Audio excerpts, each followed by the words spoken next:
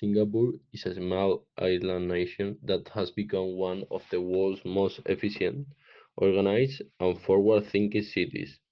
Today, I'll take you through the foundation of this incredible city and the transport system that keeps it running.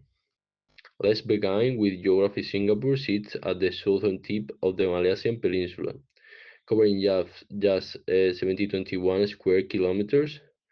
Despite its small size, it is home to nearly 6 million people because space is limited. Singapore treats urban planning as a form of survival. Every neighborhood, every road, and every transport line fits into a long-term national strategy. This strategy is led by the Urban Redevelopment Authority of URA. They design 10 to 40-year plans that guide where people live, work, and travel. Thanks to this, Singapore doesn't grow randomly, it grows deliberately. Now, let's talk about the backbone of mobility, the MRT. The AMT began in the 1980s and has expanded into one of the cleanest, safest, and the most reliable subway systems in the world. Today, it spans more than 200 kilometers and carries millions of passengers every day. What makes Singapore unique is that the entire town is built around MRT station. Housing, shopping centers, parks, and community facilities are often placed within walking distance of public transport. This is now a transit-oriented development, and Singapore is a global leader in it.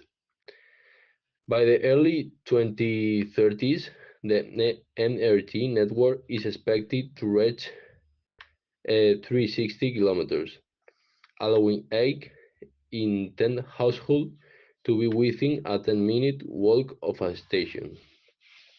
And it doesn't end with rail. Wherever the MRT cannot reach, buses take over. Singapore's bus system is highly coordinated, with real-time tackling, dedicated lanes, and fast transfer. The two main operators, SBA's Transit and SMRT, work closely with the government to maintain punctuality and reliability. Together, the MRT and bus network create a fully integrated system that makes getting around the city fast, affordable, and extremely efficient. Now let's take a deeper look at what makes Singapore's road system so unique. Unlike many major cities around the world, Singapore does not encourage private car ownership at all. In fact, it deliberately makes owning a car difficult, not to punish drivers, but to make the entire transport ecosystem more efficient and sustainable. To own a car, you must purchase something called a Certificate of Entitlement or COE.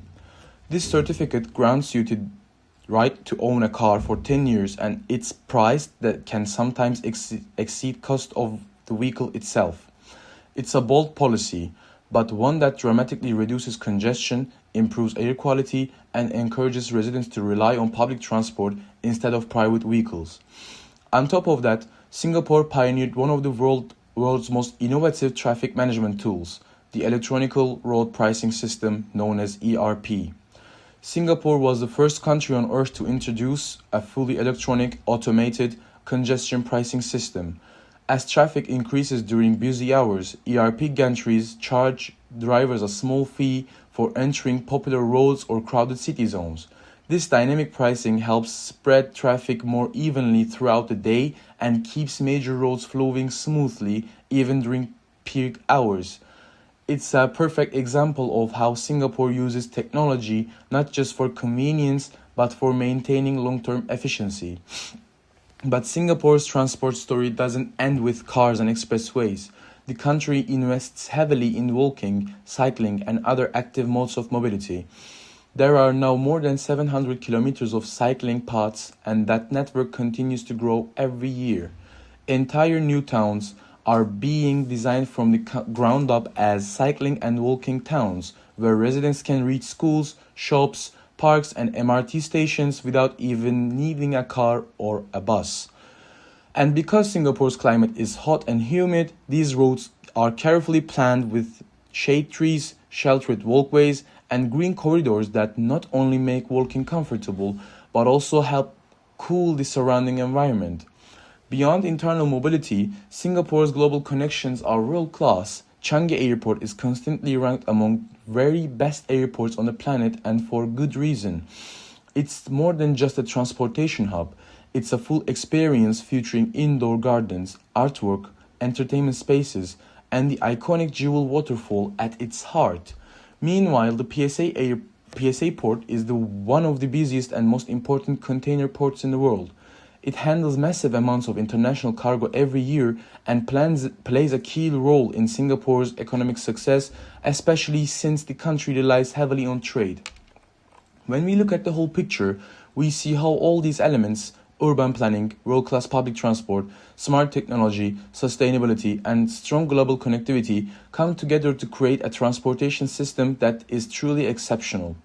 To summarize, Singapore's transport system works because it is integrated with long-term land use planning, efficient thanks to its MRT and bus networks, sustainable with strict car policies and green mobility options, technologically advanced through the systems like ERP, and built for the future, not only for today.